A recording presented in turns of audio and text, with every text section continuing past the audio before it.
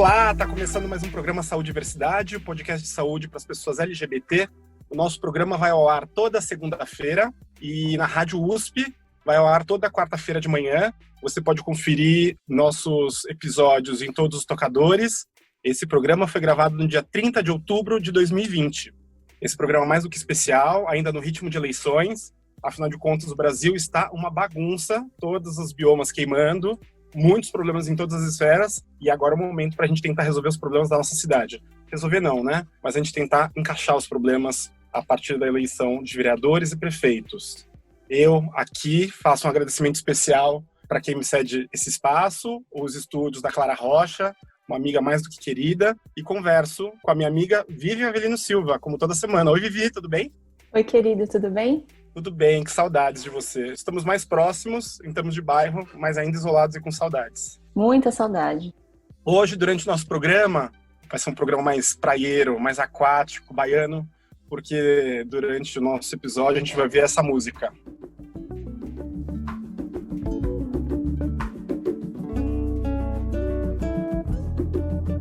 Caso esteja por vir, me reconheça ali, em um domingo de sol. Essa música é de uma pessoa muito especial, amada já no Brasil inteiro, dispensa apresentações, é da Lued Luna. Queria mandar um abraço para toda a produção dela, que foi muito carinhosa com a gente, e nos autorizaram a utilizar essa canção que está tocando e que vai nos acompanhar nesse episódio. Muito bom. Vamos lá apresentar o nosso convidado de hoje, que é o Rubem Brandão. Rubem é nutricionista de formação e também cientista social pela Universidade de São Paulo, mestre e doutor em saúde pública pela Faculdade de Saúde Pública da USP. Ele atua na área de nutrição imunológica em pacientes vivendo com HIV/AIDS e desenvolveu pesquisas também sobre PrEP, a profilaxia pré-exposição para HIV, e políticas públicas de saúde à população LGBT no Brasil. Bem-vindo, Rubem. Obrigado, gente. Rubem, mais uma vez, obrigado por estar aqui participando do nosso programa. Como eu falei agora há pouco, as eleições estão chegando. A gente está passando por um momento muito difícil no Brasil, de muita polarização, Fla-Flu, nós contra eles. E eu acho que um dos papéis que é importante do nosso programa, e um esforço que a gente faz a cada episódio, é de tentar estabelecer ponte entre as pessoas. Eu acredito, uma convicção pessoal minha, é que a política é um dos caminhos para essas pontes. É um caminho para a solução de problemas da nossa sociedade. Concorda comigo, né? Super concordo. Eu acho que a política, por mais demonizada que ela seja, ela é o espaço de debate coletivo na qual as pessoas podem pensar soluções para os problemas coletivamente e tentar resolvê-los, né, da maneira mais civilizada possível. Então, a política, ela é esse espaço privilegiado da troca de ideias, de discussão, e que numa situação como essa faz toda a diferença. Rubem, então conta um pouquinho pra gente sobre você, sobre a sua trajetória e sobre a sua atuação profissional. Então, eu comecei estudando nutrição, como você mencionou, e no meio do curso de nutrição eu fui fazer um intercâmbio no Canadá, na Universidade de Toronto, e lá eu comecei a estudar a questão da criminalização e discriminação a pessoas que vivem com HIV/AIDS. Eles têm uma legislação muito forte que discrimina as pessoas que vivem com o vírus se elas não falarem com seus parceiros que vivem com o vírus antes das relações. Então foi lá que eu comecei a minha relação com a questão LGBT propriamente dita, em termos de pauta e de políticas públicas. E no mestrado, quando eu voltei, eu fui estudar a experiência dos usuários de PrEP nos Estados Unidos. Então, eu estudei um pouco a dimensão da identidade, do prazer e da cultura, mas também dos conflitos relacionados a isso. E segui aí no doutorado em saúde pública. Mas sempre tive uma atuação na sociedade civil por meio das políticas públicas. Então, participei de muitas conferências municipais LGBT na formulação de políticas públicas locais também. Então, é uma área que eu tenho experiência tanto acadêmica, como também tive uma intervenção mais na sociedade civil organizada, né? Joia, muito legal. Sociedade civil, super importante para o funcionamento, para os mecanismos da participação cidadã e da democracia, né? No dia 15 de novembro agora, vamos fazer eleições municipais em todo o território nacional, ou seja, isso quer dizer que em todos os municípios do Brasil, em cada município, a gente vai poder votar para o Poder Executivo, ou seja, escolher quem vai ser o prefeito, e para o Poder Legislativo, Câmara dos Vereadores. A gente tem, então, 2 votos. Um para o prefeito, outro para o nosso candidato a vereador. Você pode falar um pouquinho da importância dessas eleições e das eleições municipais que estão chegando aí? Pois é, as eleições municipais elas são muito importantes porque, em se tratando de saúde LGBT ou na própria questão de saúde, é onde a população, de modo geral, está diretamente conectada, né? Então, se você pensar a atenção básica à saúde, as unidades básicas de saúde atendem a maioria da população, e isso é responsabilidade tanto da prefeitura, mas também da fiscalização da Câmara Municipal. Então, são questões muito aparentes que aparecem na vida cotidiana das pessoas e que nessas eleições está em jogo, né? Então, o vereador, digamos assim, ou a vereadora, é a figura na qual tem maior interlocução diária e cotidiana com as pessoas, né? Então, se a gente faz uma boa escolha, a gente tem a possibilidade de um maior contato com esses representantes e cobrar, é claro, que as políticas sejam efetivadas e que, enfim, tenham um maior controle sobre o orçamento público municipal também e, claro, sempre observando as nossas necessidades, né? O que é importante para as populações mais vulneráveis e marginalizadas na sociedade, né? Porque a política também é feita para isso, para reverter problemas históricos e problemas crônicos, né? Sobretudo no nosso caso, a questão LGBT, de orientação sexual, de identidade sexual, que são questões aparentes no debate público cada vez mais frequente, né? Em cada eleição. Vou dar um passo atrás. Vale a pena tentar esclarecer para quem está ouvindo a gente a diferença do papel do vereador, ou seja, qual é a função do vereador no Legislativo Municipal e a função do prefeito. A gente já falou um pouquinho no programa passado, mas a gente pode falar de novo, é sempre bom esclarecer. Tudo bem. Então, o vereador, ele ocupa uma função legislativa e de fiscal das tarefas do executivo, né? Legislar significa criar formas de regulamentação local, as leis, né? E que, de uma certa forma, também ajudam a fiscalizar o poder executivo. Mas não só isso. O vereador também ele tem capacidade de realizar algumas ações, e isso muitas pessoas não sabem.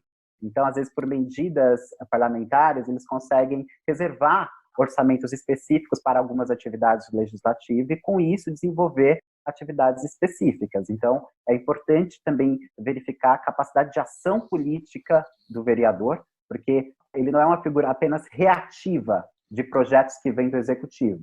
Ele pode propor medidas, tanto legislativas, legais, né, no sentido legal do termo, como também propor ações específicas, né, dentro da máquina pública, e não só isso, fiscalizar ativamente todas as ações que ocorrem nos âmbitos da prefeitura. Então, a gente tende a achar que o vereador é uma figura meio passiva, assim, na esfera política, né? Mas não, ele tem atribuições bastante ativas, assim, no sentido de procurar resolver os problemas e estar presente no dia a dia. O prefeito, ele ocupa o cargo do executivo, né? Ele é responsável por executar um programa de governo na qual ele foi eleito, né? Então, essa é a maior tarefa, respeitando, claro, as leis locais, tanto municipais, estaduais e a Constituição Federal, e sob o escrutínio dos vereadores, né? Então, os vereadores têm a função de acompanhar o Poder Executivo. Então, o prefeito ele acaba ganhando essa preeminência porque ele é responsável, né, por garantir que os programas aconteçam, que as coordenadorias funcionem. Mas um legislativo forte, um executivo forte faz toda a diferença para a política pública, independente da posição partidária que eles ocupem. E qual que é a importância, então, Rubem, da gente ter representatividade LGBT, ou seja, ou candidatos que se identifiquem como LGBT, ou que tenham pautas LGBT para garantir as políticas públicas para essa população nos municípios? Pois é, as prefeituras, elas têm muitos equipamentos públicos, que a gente chama, né? Coordenadorias, unidades básicas de saúde, centros de atendimento. E se você não tem pessoas, tanto no legislativo quanto no executivo, que pautem as necessidades LGBT, isso passa às vezes desapercebido. Então, quando você tem uma representação na Câmara, por exemplo, defendendo direitos LGBT, ou apontando especificidades dessa população, que precisa ser consertada na cidade, você tem uma chance muito maior de ter resultado. Dentro da prefeitura propriamente dita, então, se você tem uma coordenadoria local LGBT, algumas cidades do Brasil, muitas não têm ainda, é um órgão central, na qual, inclusive, os vereadores podem atuar, mandando medidas provisórias, né, medidas, eu digo, fazendo chaves ali de orçamento entre legislativo e executivo, que as políticas podem andar muito mais. Então, a representatividade tem também um aspecto simbólico, né? É importante ter pessoas como a gente lá, defendendo os nossos direitos e nos quais a gente se sinta à vontade para falar dos nossos reais problemas. Porque é só assim que a gente consegue, de fato, transformar alguma coisa. Tem o aspecto da representatividade, que é muito importante, mas para o vereador ou vereadora fazer isso, não basta apenas ela ser uma LGBT. A gente não quer só a bandeira, né, Rubem? Exato. Então, isso é um outro ponto muitíssimo importante, porque às vezes a gente elege um candidato ou candidata LGBT e é um candidato ou candidata monotemático, digamos assim, né? Que só fala sobre aquela questão, enquanto que ele está num contexto em que a cidade tem milhares de problemas, e às vezes problemas distantes que afetam a população LGBT indiretamente, por exemplo. A questão da moradia é uma, que a gente não olha como uma questão LGBT, né? Mas se você for nas ocupações por moradia no centro de São Paulo, há muitas travestis e transexuais morando lá, porque elas não têm outras condições de moradia para viver. Então, em que medida tanto vereadores quanto prefeitos podem pensar políticas específicas no contexto da moradia, por exemplo, que é uma questão séria. Então, para fazer isso, precisa ter muita capacidade política, e não apenas uma representação simbólica, porque para desenvolver projetos efetivos, precisa conversar, mesmo com grupos de oposição, precisa articular ações, conferências públicas, conhecer a burocracia interna, né? Ser muito proativo e estar envolvido com essas questões, porque senão as pessoas nem vão saber. Então, eu falo muito assim, um bom vereador representante LGBT é um bom vereador ou vereadora com capacidade de ação política e liderança, que levem essas questões à frente, para além da representatividade, porque a representatividade é uma questão transversal, que passa todas as ações, deve, né, pelo menos perpassar todas as ações, mas para isso precisa ter um repertório de ações, de conhecer a cidade, os problemas, as organizações, a máquina pública propriamente dita, porque se não tiver isso, a gente vai ter, então, apenas vereadores ou deputados que representam discursivamente uma população, que isso simbolicamente é importante. Tá? Isso movimenta muitas coisas, mas para dar resultado precisa de outras capacidades também. Bom, você falou da questão de pessoas que moram nas ruas e de como as políticas públicas podem afetar essas pessoas. A gente já comentou aqui no nosso episódio algumas vezes, as pessoas LGBT, mas eu acho que mais as pessoas trans, são muito afetadas pela invisibilização dessa não binariedade ou de não conformidade que é encarada pelo segmento mais conservador da sociedade, né? É muito comum, e a gente não tem nem dado estatístico do poder público que meça realmente o que acontece quando a gente fala em expulsão de casa, evasão escolar, falta de empregabilidade ou de profissionalização para as pessoas LGBT e pessoas trans. E eu me lembro que alguns anos atrás a prefeitura do município de São Paulo, ela tentou implementar um programa de alfabetização e profissionalização de pessoas trans. E era um programa experimental com 20 pessoas, era um programa pequeno, 12 ou 20, não me lembro. E o prefeito apanhou muito, muito, muito, muito.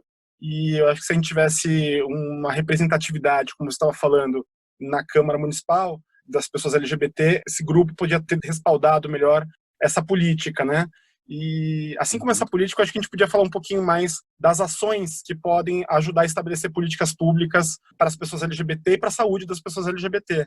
Você pontuou uma questão, você está se referindo ao programa Transcidadania, né? Que começou há alguns anos aqui em São Paulo, e ele foi crescendo com o tempo, ele ainda existe.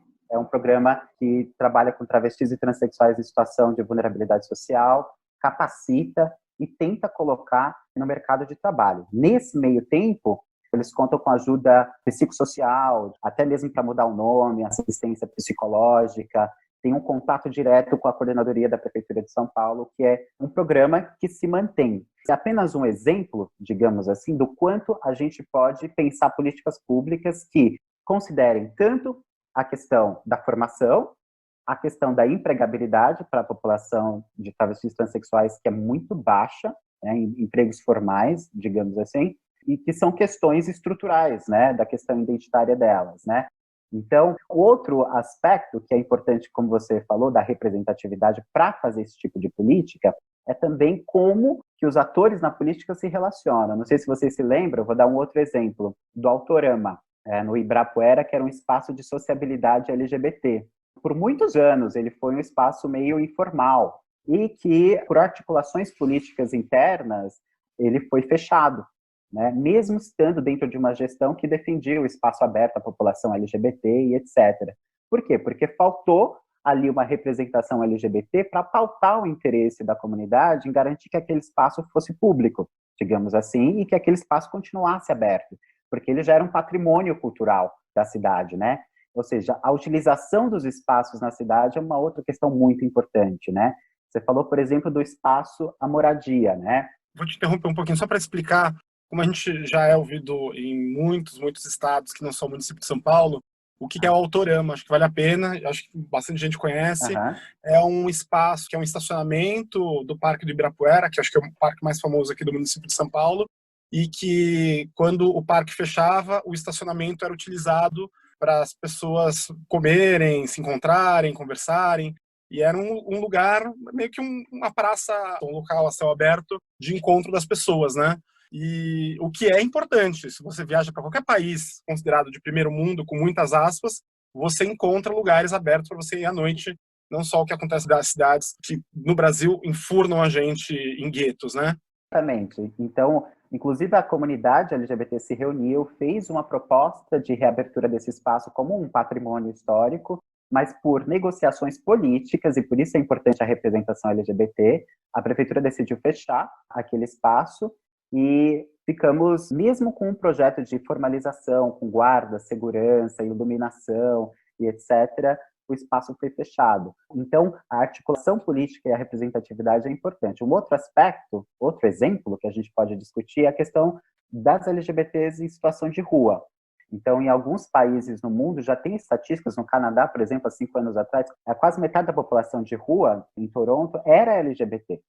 Ou seja, nessas circunstâncias, às vezes é expulso de casa, às vezes está desempregado, não tem apoio familiar, e aí estão na rua. E isso é atribuição de prefeito e vereador. E na cidade de São Paulo, nós vivemos uma situação invisível, na qual nós temos milhares de LGBTs nas ruas, sejam elas travestis, transexuais, mas também as outras identidades. A gente não sabe exatamente essa quantidade e não tem política pública específica para isso. Então, eu vou dar um outro exemplo, os albergues, né? Os albergues foram utilizados para tentar fazer a reinserção desses moradores de rua na sociedade, digamos assim, mais formalizado, né? Só que nos albergues existe muita violência, às vezes, com a população de travestis transexuais, porque elas são colocadas em albergues de homem cis, né? Homem. Então, elas sofrem abusos, já tem relatos de estupro, inclusive, nesses equipamentos públicos. Então, como é que a gente pensa, por exemplo, às vezes, programas específicos nesses locais para garantir, por exemplo, que travestis transexuais tenham um lugar adequado para ficar? O que é uma coisa que já ocorre em outros países. Nós já tivemos uma experiência similar, na qual tentaram fazer um albergue LGBT, digamos assim, mas isso não foi adiante. Assim que a outra gestão entrou, mudou um pouco. Então, a gente não tem um amparo institucional que reconheça essa especificidade. Você que está ouvindo a gente, e se um dia você lê em algum lugar ouvir falar que as políticas públicas no Brasil, elas são binárias, ou seja, heteronormativas, para homem e para mulher, esse é um exemplo claro. A gente não tem um espaço não binário específico para as pessoas LGBT. As políticas são pensadas para o heterossexual, para o homem e para a mulher hétero, né? E aí as pessoas LGBT ficam invisibilizadas, não um lugar no limbo. Teve um outro exemplo que já apareceu aqui no nosso podcast, Ruben, que foi de presídios, cadeias, né? Que, por exemplo, então você tem uma cadeia masculina e uma feminina, e uma mulher trans e um homem trans, você não sabe onde colocar, né? Ou se você colocar um homem trans na cadeia masculina, é um homem trans que tem uma vagina, né? E que tipo de vulnerabilidade essa pessoa vai estar exposta nessa situação também, né? Exatamente. E isso, na verdade, não é porque a população LGBT não denuncia, né? Nós tivemos canais, eu não sei se vocês sabem, mas nós tínhamos, né? Não temos mais há uns 4 anos aqui, sobretudo na cidade de São Paulo, conferências municipais LGBT. E nelas, a população LGBT aponta os problemas centrais pro poder público resolver, sobretudo o executivo. E nela sempre foi pautado isso, a questão dos moradores de rua. Também a questão das LGBTs idosos, porque o nível de isolamento aumenta, às vezes não tem amparo familiar, não tem proteção social, às vezes. Então, qual que é a política que se estabelece para essa população também? Enfim, eu estou falando de aspectos assim mais relativos ao papel da prefeitura e da Câmara, né? Mas você também tem a questões de acesso à população a serviços de saúde, enfim. E essas conferências, elas deixaram de existir, porque geralmente as conferências ocorriam e a prefeitura pactuava algumas ações para implementar aquele plano que saía das conferências. E quem acompanhava isso era um conselho municipal, que todo município do Brasil pode ter. Basta que tenha interesse político, tanto do prefeito, mas também a cobrança da Câmara.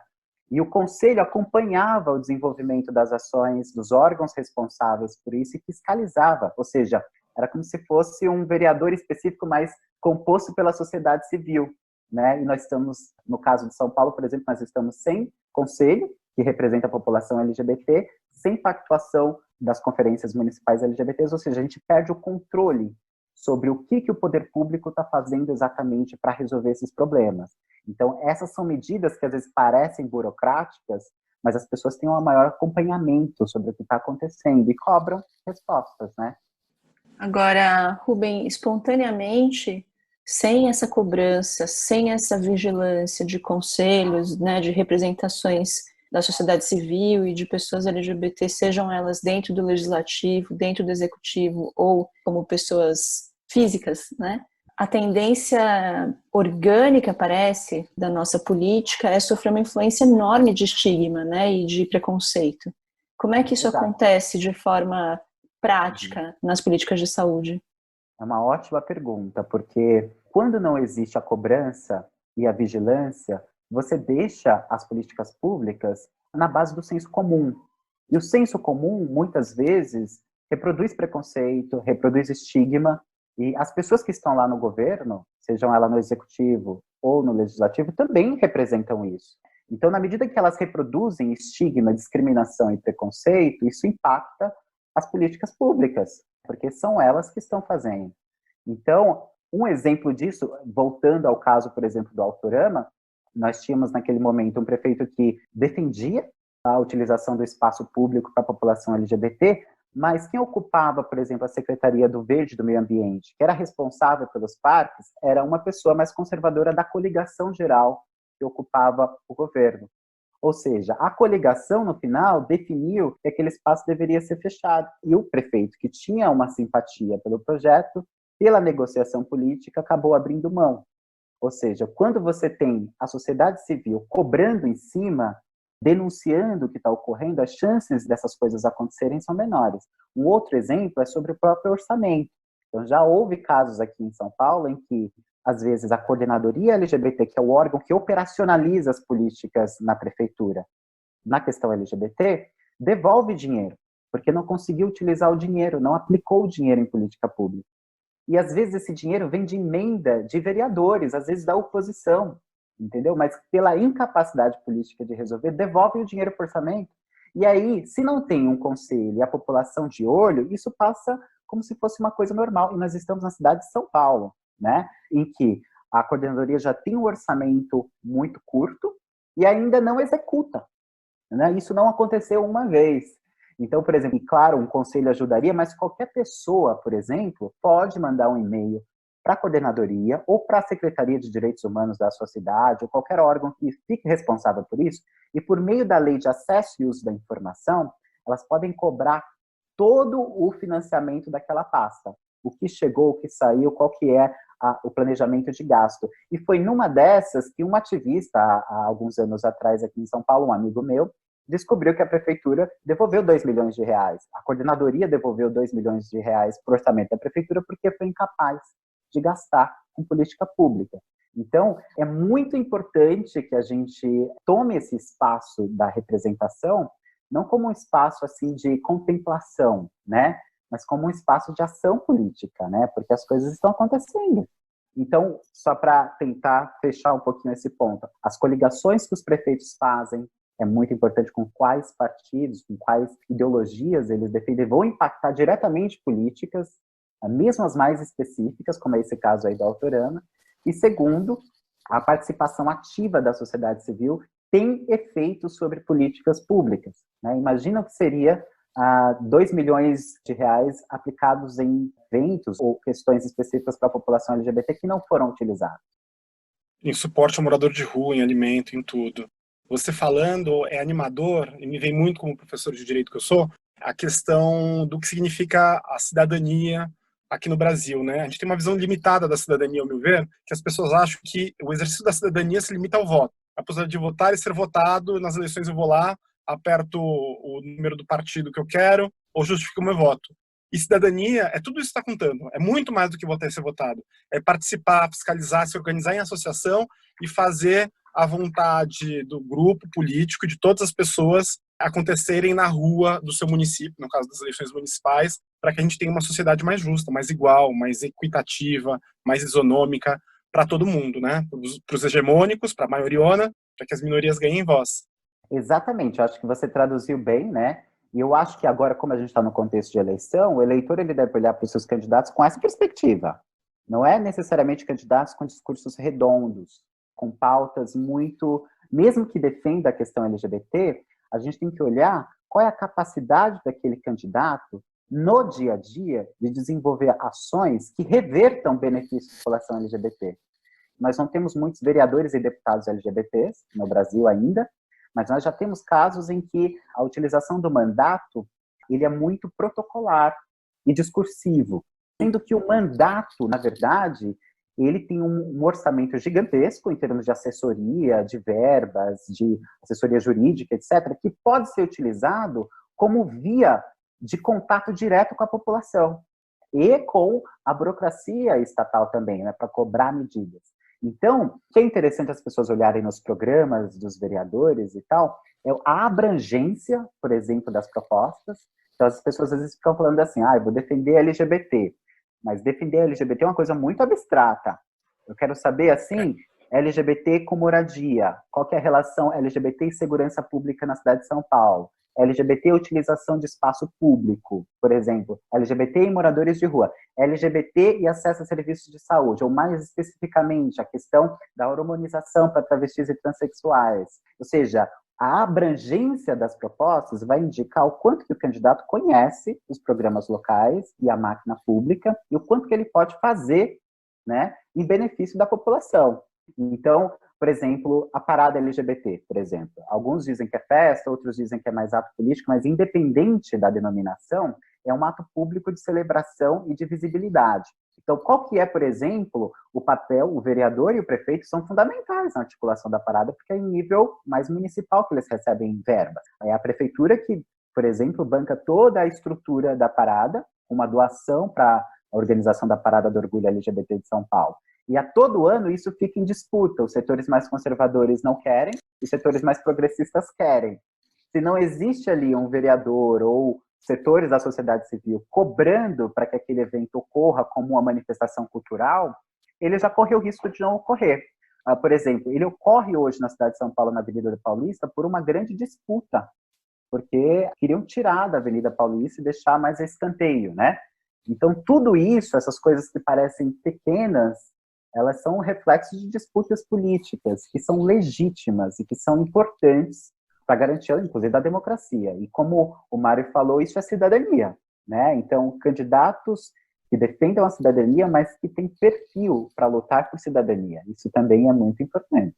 O que me vem, eu vou dar um exemplo de outra esfera, mas acho que vai ajudar a materializar isso que a gente está falando na cabeça de quem está ouvindo a gente e está achando muito distante. Há alguns anos atrás, se a gente pegar 30 anos atrás, a possibilidade do divórcio no Brasil era muito complicada. As pessoas não se divorciavam. E houve uma militância, principalmente das mulheres, dos grupos feministas, para a gente conseguir institucionalizar e aprovar em lei, com a mudança do Código Civil, e isso veio depois de muita decisão judicial, a possibilidade de se divorciar. Hoje em dia, se você pegar o mais conservador dos conservadores, é possível que a maioria deles sejam divorciados e já tenham se casado mais de uma vez. Ou seja, o cenário, o panorama jurídico-social do Brasil mudou. Quando a gente pensa em política pública, em todas essas que a gente está conversando aqui, a gente pode pensar que daqui a alguns anos isso seja perenizado e até esses conservadores de hoje possam normalizar e entender que não é nada de outro mundo. Quando a gente luta e conquista espaço social e direito, a gente não está reduzindo espaço de ninguém. Dentro disso que você estava falando pra gente, é importante a gente saber escolher e votar bonitinho nas eleições. Conta pra gente como é que a pessoa faz para ela entender melhor a proposta do candidato, quem é esse candidato, e ela votar da melhor forma possível dentro das convicções dela. Isso é uma ótima pergunta também, Mário, porque às vezes muitos candidatos à prefeitura, não tanto à prefeitura do executivo, mas ao legislativo, na Câmara, eles trazem questões muito gerais, né, do debate público, que às vezes são controversas, né? Por exemplo, a questão do aborto, a questão da criminalização ou não das drogas, a questão de financiamento previdenciário, e às vezes eles trazem isso nos discursos. E às vezes deixam um pouco palpável qual que é a ação deles no âmbito municipal. que às vezes não tem essas atribuições de discutir questão de aborto, que é mais uma questão federal, ou de discutir questão de criminalização ou não das drogas, que também é uma questão federal.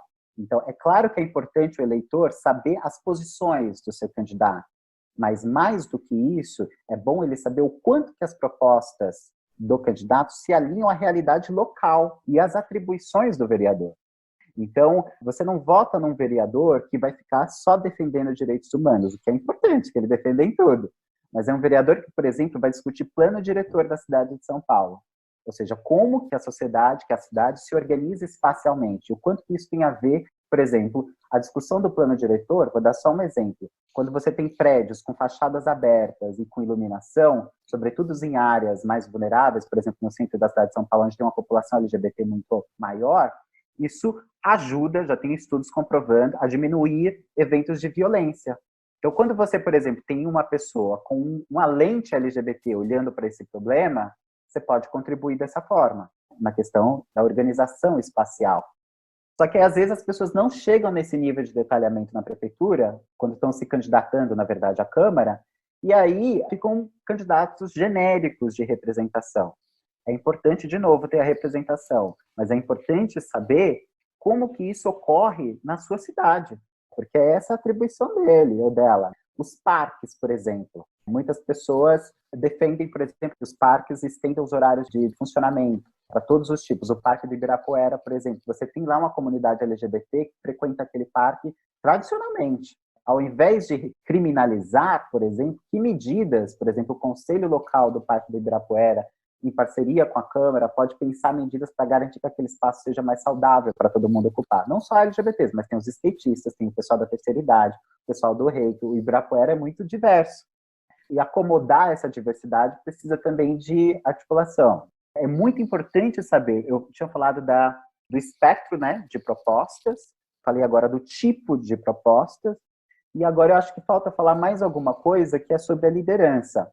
Quanto mais o candidato ou candidata estiver envolvido com a sociedade civil, com movimentos sociais ou com organizações não governamentais, ou seja, organizações que possibilitam o contato direto com a população, mais efetivo ele tende a ser na proposição de políticas públicas, porque ele está sendo cobrado pela população. Outro indicador disso é se ele é fácil de ser acessado. Então, um candidato que às vezes você manda nas redes sociais alguma coisa, o pessoal responde, nem que não seja ele, mas a equipe, ele está sendo acessado de alguma forma. Então, são indicadores de liderança e de capacidade de articulação, que é o que ele vai precisar lá dentro, né? É muito difícil um vereador sozinho defendendo pauta LGBT e conseguir alguma coisa. Você vê, nós temos aqui o exemplo da ALESP, a Assembleia Legislativa do Estado de São Paulo, em que tem várias propostas para a população LGBT, mas não tem nada aprovado quase, porque falta articulação política, falta, enfim, convencimento também político. Claro que tem outros fatores, né, de composição da Câmara, da Assembleia, na verdade, mas tudo isso requer o quê? Capacidade de liderança e de ação política. Tudo isso é importante para olhar quando for escolher um vereador agora. Rubem, eu entendo totalmente esse seu ponto. E eu acho que, às vezes, o pessoal que fica muito radical na militância tem mais dificuldade de enxergar a importância da articulação política, né? Então você precisa conseguir ter jogo de cintura, negociar para atingir o seu objetivo final, às vezes. E esse ponto, às vezes, pode parecer talvez menos engajado, menos extremo, né?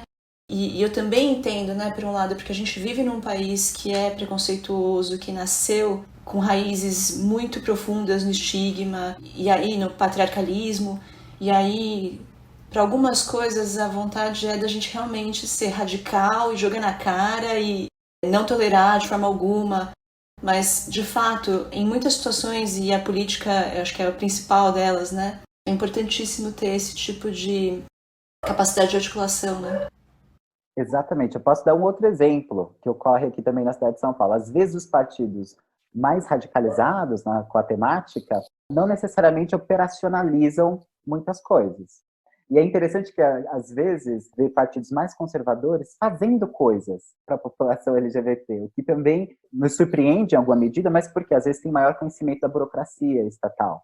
Então, às vezes, você tem, por exemplo, a criação da coordenadoria LGBT de São Paulo não foi para um partido, digamos, de esquerda, mais libertário, radicalizado, foi um mais de centro à direita, que revela o quê? Que existia ali o interesse público de construir uma política, mas que isso não estava necessariamente relacionado com posições ideológicas. Ou seja, teve uma maior capacidade de execução. Ou seja, hoje nós temos um fórum aí de coordenação LGBT. Às vezes também tem vereadores que não defendem muito a pauta LGBT no discurso, mas eles criam mais orçamento, eles mandam mais orçamento para a coordenadoria LGBT, porque eles foram acionados, e como eles sabem toda a estrutura burocrática, como requisitar, como defender aquilo, eles acabam conseguindo. Então, assim, é isso que eu estou falando, não basta apenas você defender, acreditar numa questão específica ideológica. A capacidade de articulação burocrática, política, com a sociedade civil é que vai fazer a diferença. No final, é isso que a gente vê. E, claro, a importância do debate público também. Então, quando as pessoas elas trazem essas questões nas redes sociais, né, nos debates que fazem, porque aí aglutina mais pessoas, né, cria uma maior coesão com o que elas estão falando, né? Então, isso é bem importante. Muito bom. E se a pessoa quiser, depois dos candidatos já eleitos, como é que ela consegue acompanhar essa rotina dos candidatos, das candidatas, dos candidatos que forem eleitos? Eu falei um mecanismo, eu mencionei um atrás, que é mais para fiscalizar o executivo. Você pode acessar qualquer pessoa por meio da Lei de Acesso e Uso da Informação, descobrir os orçamentos, os gastos, os planos, etc. Tudo. Eles são obrigados a responder em até 1 ou 2 semanas com essas informações. O legislativo, as pessoas podem acompanhar agora também pelas redes sociais, mas acionando diretamente os candidatos, mas não só isso, participando das conferências. Eles fazem várias conferências temáticas, os candidatos. Alguns não fazem, mas aí as pessoas podem cobrar. Por que não fazem? Essas conferências, por exemplo, eu participei de uma o ano passado, que foi proposto na Assembleia Legislativa do Estado um projeto de lei que reserva vagas para travestis e transexuais em empresas que têm convênios com o Estado de São Paulo. Ou seja, elas teriam uma parcela ali de reserva de vaga para essa população mais vulnerável. Ou seja, foi uma conferência no Legislativo que teve vários partidos, né, grupos diferentes discutindo uma temática comum, se aquilo era válido, se aquilo não era, os problemas, os desafios, etc. Esse tipo de encontro é muito importante porque você pode encontrar o seu vereador ali. Ele vai estar falando e você encontra e conversa, faz pergunta e etc. Então, e sobretudo na Câmara. A Câmara tem uma estrutura, sobretudo aqui na cidade de São Paulo, tem muita estrutura para conferências.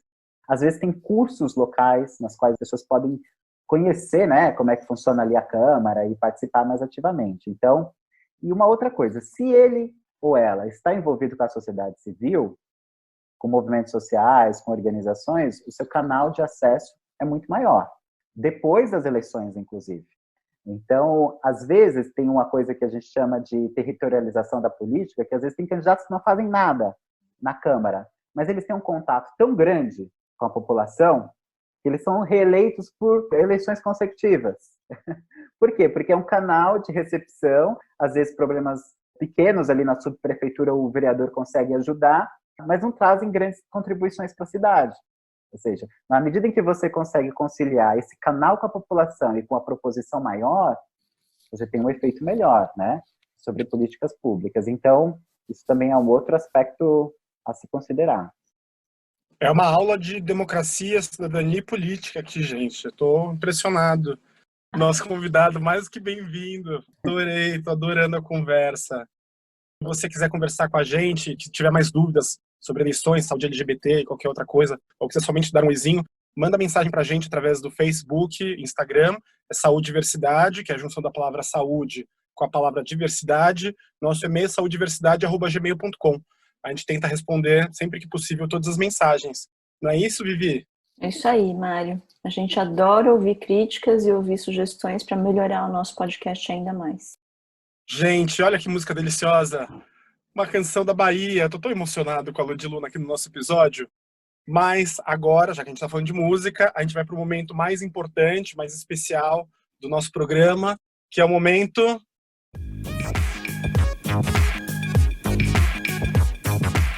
Cultura Transviada. Esse momento cultural é o momento em que os nossos convidados, a Vivi e eu, trazemos toda semana alguma dica de livro, filme ou qualquer elemento da cultura LGBT ou não, para que a gente possa inundar o mundo com coisas bacanas, legais, para que as pessoas possam ter uma vida melhor. Olha que lindo.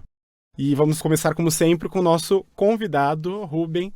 Qual é a sua dica cultural de hoje? Eu vou sugerir o livro. É um livro que eu adoro e que é uma figura emblemática para a população LGBT, para a nossa identidade, cultura, história, que é o Morangos Mofados, que é um livro do Caio Fernando Abreu, que é um livro de vários contos em que ele discute, enfim, relações, brigas, conflitos amorosos, emoção, identidade, tudo, e que eu acho que é um livro lindíssimo dele e que eu acho que todo LGBT vai se encontrar em algum lugar ao ler esse livro. Ótimo, muito bom. Adorei a dica, Rubem. Minha dica dessa semana é um show que está disponível no Netflix, da Hannah Gadsby. Ela é uma mulher lésbica que originalmente é da Tasmânia, uma ilhazinha lá na Oceania. E a Hannah Gadsby, por morar numa ilha pequena, cidade pequena, uma mentalidade bastante provinciana, sofreu muito na vida dela. Sofreu bastante violência também, inclusive, né? O primeiro espetáculo em que ela conta essa história chama Nanette. A Hannah tem um histórico de fazer stand-up comedy, mas aí, na verdade, ela muda, então, de postura, filosofia, e aí ela transforma esse episódio num episódio de ativismo. E é muito emocionante, muito interessante para os nossos ouvintes e também para abrir a cabeça das pessoas que têm menos contato com a cultura e a vivência e os sofrimentos das pessoas LGBT. Bom, a minha dica vai ser uma dica cabeção. Vou falar de uma filósofa chamada Judith Butler. A gente já falou, a gente já citou ela aqui no nosso programa algumas vezes. Ela tem um livro, o título dele em inglês é Undoing Gender, que é alguma coisa como Desfazendo o Gênero, e ela explica como funciona a questão da divisão social de classe e essa questão do gênero na nossa sociedade. A gente tem o hábito de dividir tudo em caixinha, masculino e feminino, e hoje a gente vive essa fluidez. A Judith Butler é um clássico em todo o Ocidente, em termos de movimento feminista e movimentos de gêneros não binários. É o livro para quem tiver a fim de se aprofundar mais em teorias dos movimentos sociais. Muito bom. Rubem, quero te agradecer mais uma vez por estar com a gente hoje. Esclareceu muita coisa. Precisamos ouvir mais pessoas como você, que tem essa visão da importância aí da cidadania e do exercício da cidadania. Obrigado. Foi um prazer conversar com vocês. Eu acho essa discussão fundamental. As eleições não acabam agora. Elas, na verdade, só dão um start aí de um processo que as pessoas podem participar, podem se envolver, porque vão afetar a vida delas. Então, é sempre um convite a pensar a cidade de São Paulo, o seu espaço urbano, a sua própria história. Então, é sempre muito bom conversar sobre isso. Eu adorei, eu aprendi horrores. Eu achava que... Você vê, a gente acha que sabe tudo, a gente não sabe nada, gente. Ele me ensinou muita coisa. Obrigado. Obrigado, querido. Então, quero fazer os agradecimentos aqui para Castro Burger, a nossa hamburgueria favorita. Também a Rádio USP, que apoia a gente na divulgação dos episódios, e aos nossos ajudantes na parte de comunicação e mídias sociais, que são Fábio Escaleira, Bruna Conzada e a Pamela Quevedo. Muito obrigada. Fofos! Obrigado, gente. Até a próxima semana. Tchau, tchau. Cuidem-se. Tchau, tchau. Tão meu e que é tão seu também.